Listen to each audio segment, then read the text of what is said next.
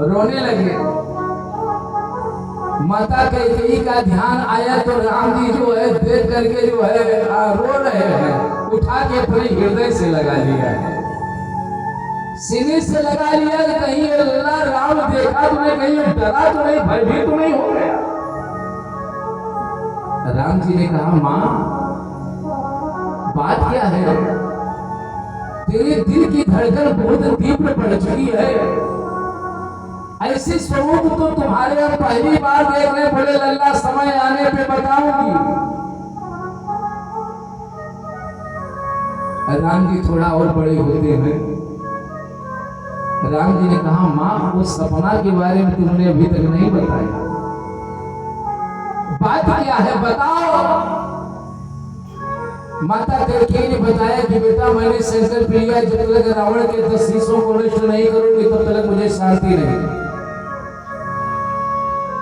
भगवान राम जी ने कहा मां जिसके पास एक नहीं 4 बेटे हों, उस मां को युद्ध स्थल में जाकर के और राक्षस के साथ युद्ध करेगी तो कितना बड़ा श्रेयस हमारा बनेगा। तो ये संकल्प मैया तुम मुझे दे दो, समय आने पे, वक्त आने पे तुम्हारे इस संकल्प को मैं पूर्ण करूंगा। माता कैकेयी ने कहा लल्ला अभी तो तू बड़ा छोटा है। भगवान ने कहा आज मैं छोटा हूं ना,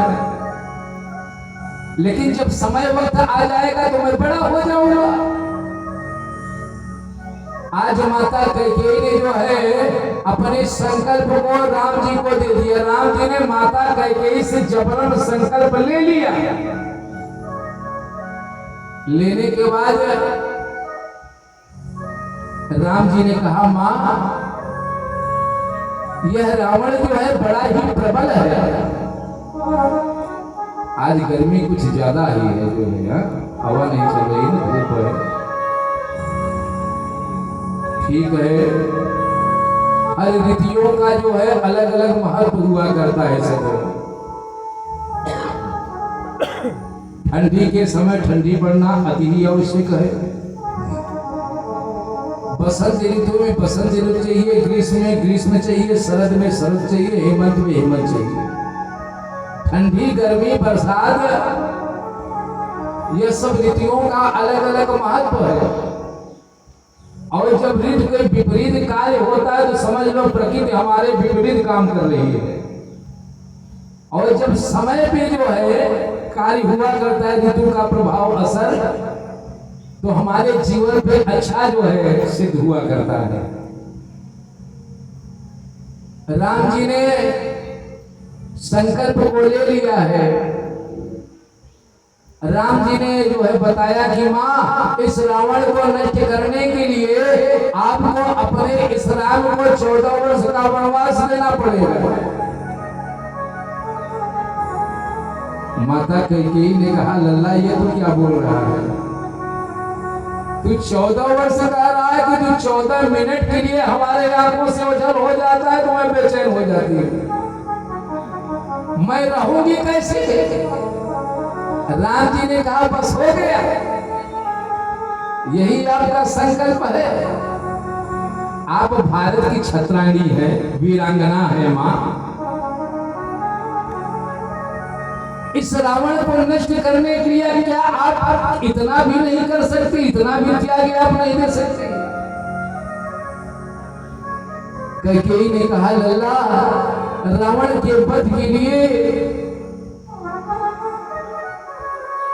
अगर तू 14 वर्ष जो है दूर रहेगा तो मैं क्या करूंगी। भगवान राम ने कहा कि आपको सुयश नहीं अपयश का भागीदार होना पड़ेगा। माता कैकेयी एक ऐसी नारी है सज्जनों जो कि विश्व के कल्याण का चिंतन किया करती है। एक पुस्तक है कैकेयी कलंक।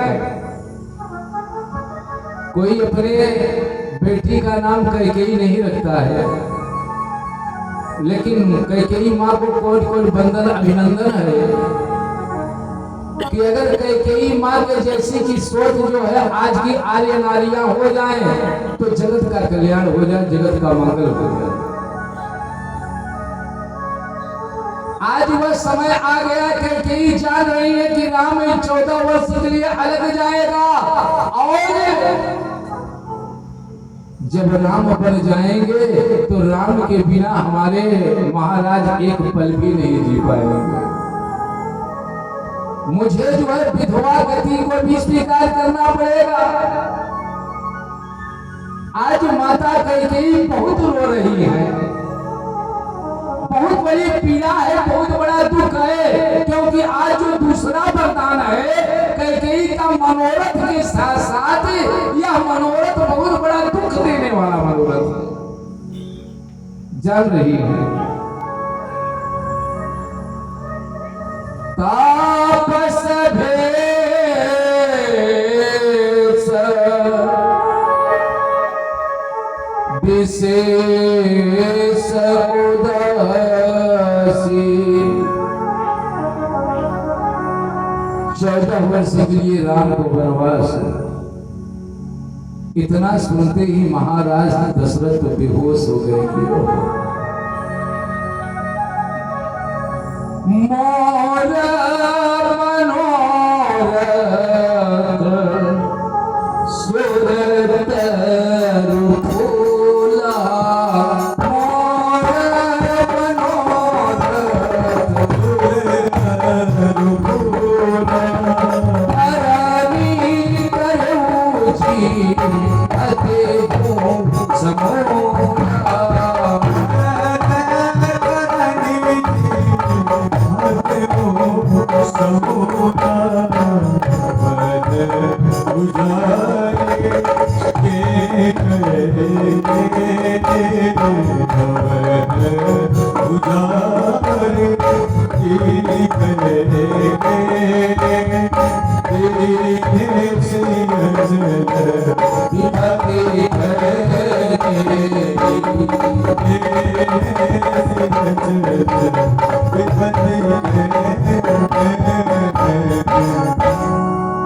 महाराज दशरथ ने कहा कि राम की जगह और कोई दूसरा वरदान मांग लो। कैकेयी ने हट कर लिया कि नहीं, मुझे यही वरदान चाहिए। महाराज दशरथ ने कहा सो सब मोर पाप परिणामो भले कुठार जय विधि बाबू। इसमें तेरा दोष कतई भी नहीं है, ये सब मेरे पापों का परिणाम प्राप्त हो रहा है, उसका फल मुझे मिल रहा है। राम राम रटे बिकल भुआलो,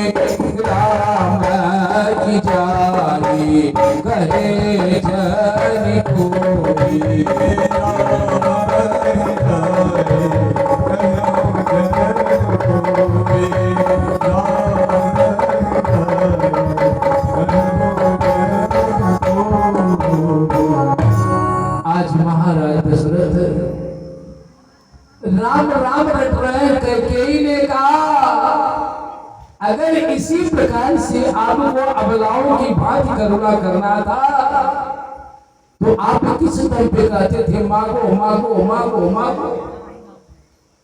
आज भी आप बदल जाइए। महाराज दशरथ ने कहा नहीं, तुम्हें जो है वरदान तो अवश्य मिलेगा। सो सब मोर पाप परिणाम भयो कुठार जय विधि बाबू। परंतु कैकेयी मेरा मरना और तेरा पछतावा ये जीवन भर भी जो है मिटने वाला नहीं है, समाप्त नहीं होगा।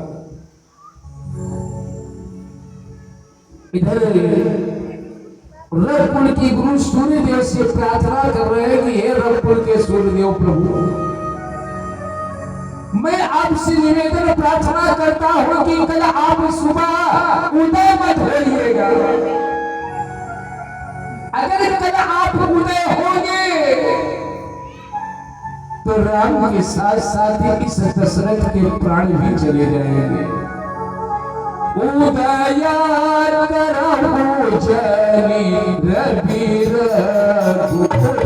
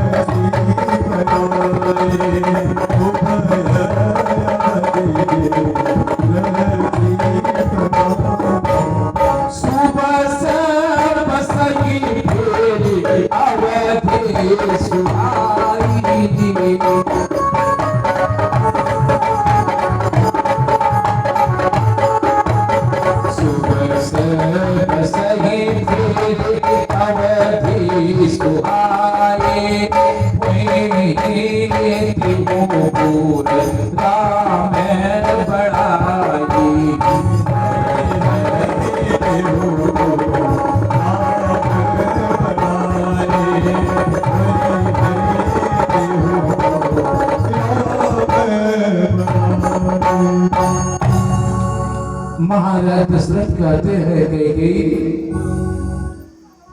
सुबह से बसही फिरी अवधि सुहाई होई पूरे राम बढ़ाई।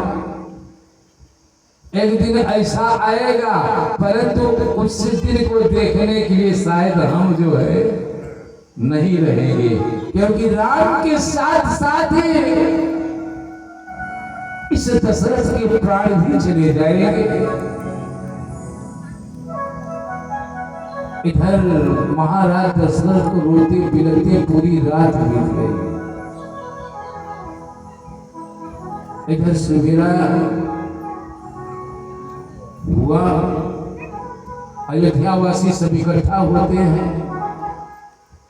देख रहे हैं कि अब सुबह हो गया परंतु अभी तक मेन फाटक दरवाजा गेट नहीं खुला। बात क्या है? सुमंत्र इत्यादि सब इकट्ठा होते हैं। द्वार भीर सेवक सचिव कहीं उदिते रवि देखी जागे